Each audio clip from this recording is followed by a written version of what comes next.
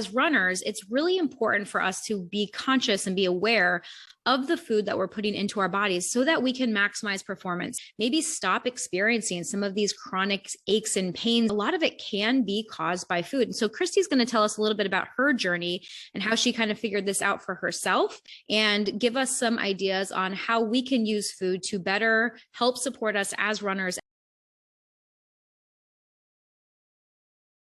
So Kristi, welcome to the podcast. Hi, thank you. I'm so glad you're here.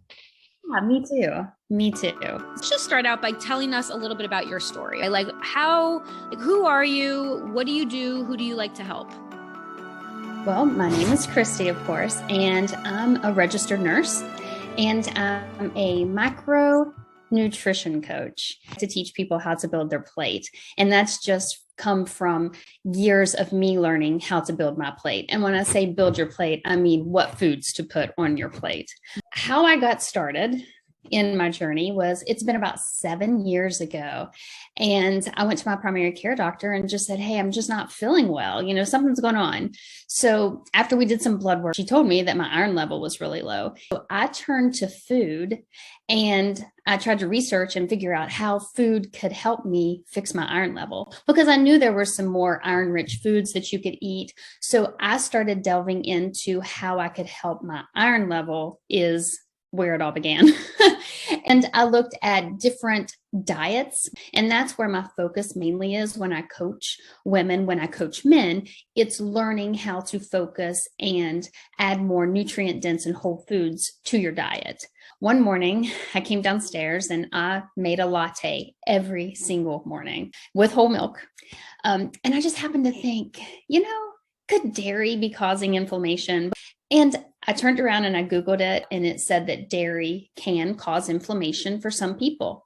So that very next day, I'm just going to try this. So I totally eliminated dairy from my day, that entire day. The next morning, the day after elimination, I woke up and I was like, oh, I wasn't as tight. I wasn't as sore. So I was like, okay, I've got to try this another day. And I was dedicated to it. I was like, we're going to try this and see if this is what happens. Eliminated it. The next day, it was like I jumped out of bed. It's also good to know foods that can cause you issues. It does take time, right? And you have to kind of eliminate some foods and then add them back in and then wait for 3 days and see how your body feels and then actually assess all of that and how your body is reacting to that thing, which takes a lot of effort. It takes a lot of time. It takes a lot of you understanding the cues and the signals that your body is giving you. So where do we even know where to start? Just being aware of what you put in your body, being aware of how your body's responding in general. Step number 1 is awareness, writing down the foods that we're eating and also how we're feeling. Step number 2 is like kind of going back, trying to figure out, see if we're noticing like certain patterns of symptoms after we eat certain foods.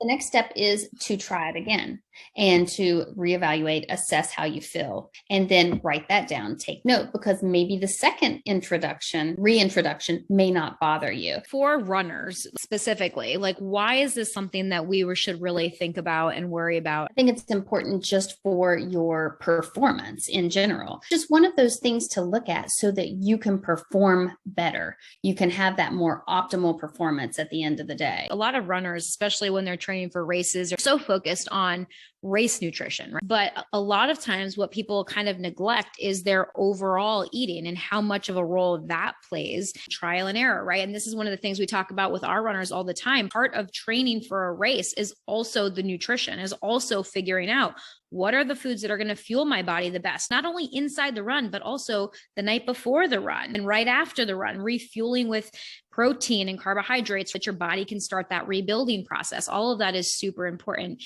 in the big picture. Just so that everyone knows that, you don't have to eliminate foods, but it is good to just be aware of how they react to you and how you want to feel. But learning and being aware of how these foods can affect you is just going to be so important. Also, another rule that I like to live by is what's called the 80-20 rule, where 80% of the time you are fueling your body with those nutrient dense foods that work for you. And then 20% of the time, it's okay, you know, to have the piece of chocolate cake. It's okay to have the cookie. It's okay when I go to Starbucks and I have a mocha.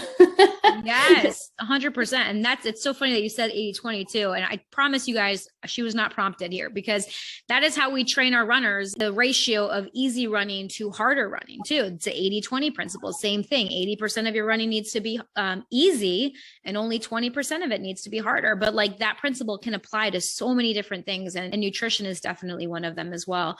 And finding a plan that's individualized and that's customized to you and your body and how you want to feel and your goals and all of the things is so, so important. So thank you, Kristi, for bringing all of this awareness to us about empowering you as the runner to make these choices for yourself, to understand, to become more aware, and then figuring out what's going to work best for you, your life, your goals, the way that you want to live. Absolutely.